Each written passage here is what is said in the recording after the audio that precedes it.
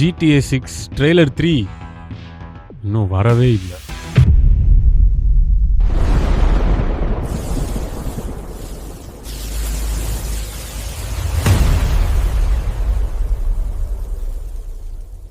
தோணல, எனக்கே தோணணும்ல.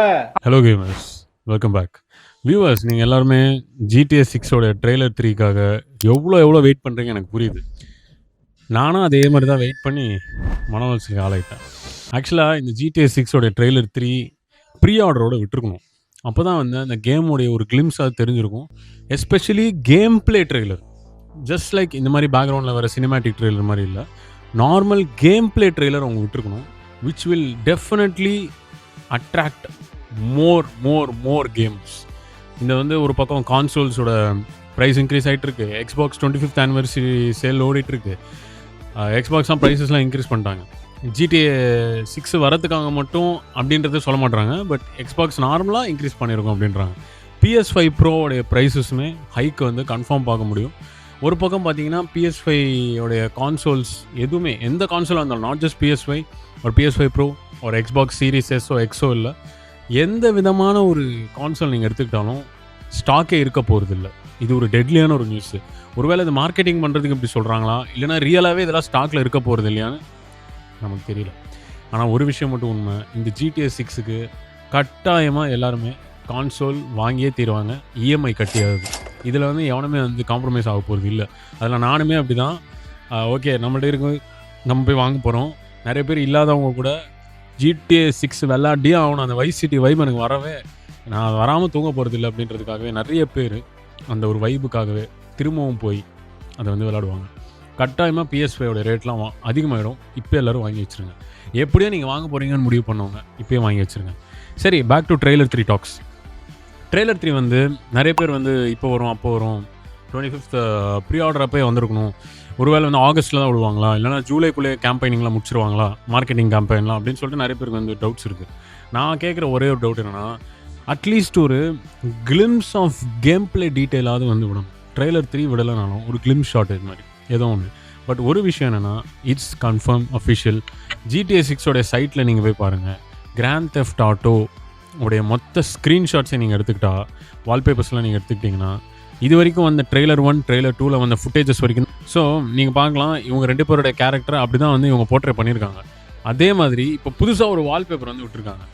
இவங்க 2 பேரும் ஒன்றே அப்படியே ஹக் பண்ணுற மாதிரி ஒரு நீங்கள் பார்க்கலாம், லூசியாவோட பிஸ்டல். ஸோ இதில் இந்த ஒரு இமேஜில் டெஃபினட்டிவாக நீங்கள் பார்க்க முடியும், இதுதான் ட்ரெய்லர் 3ஓடைய கவர் ஆர்ட்டாக இருக்கும்னு நான் நினைக்கிறேன்.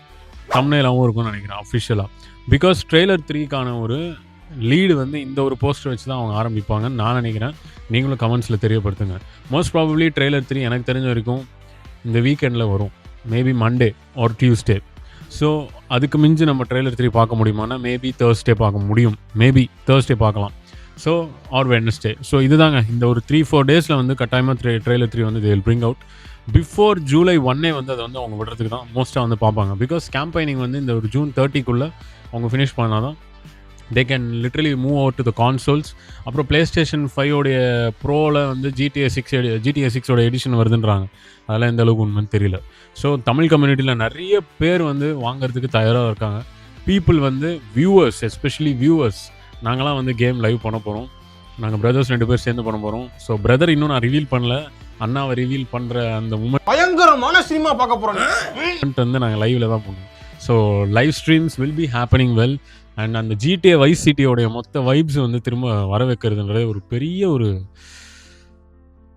எமோஷனாக இருக்குங்க. சீரியஸாக GTA வைஸ் சிட்டிலாம் 20 வருஷம் முன்னாடி விளாட்ன கேமு திரும்ப GTA 6 நம்ம விளாட போகிறோம் அப்படின்னு நினச்சாலே சத்தியமாக சொல்கிறேங்க, கண்கலன். இப்போ கூட அதை பற்றி பேசினா லைக் ஹார்ட்டு பீட் அடிக்குது. ஸோ இந்த ஒரு game lovers, especially GTA lovers, seriously I just don't understand. ஏன்னா GTA 5 கூட நான் பெருசாக விளாண்டதில்லை, நம்ம வளர்ந்துட்டோம், அதுக்கப்புறம் அப்படி இப்படி போவோம். ஆனால் GTA வைஸ் சிட்டின்னு என்னைக்கு இந்த மேப்பை சொன்னாங்களோ அப்போவே முடிவு பண்ணி இந்த கேமை நான் வாங்கியோம். So I am so happy.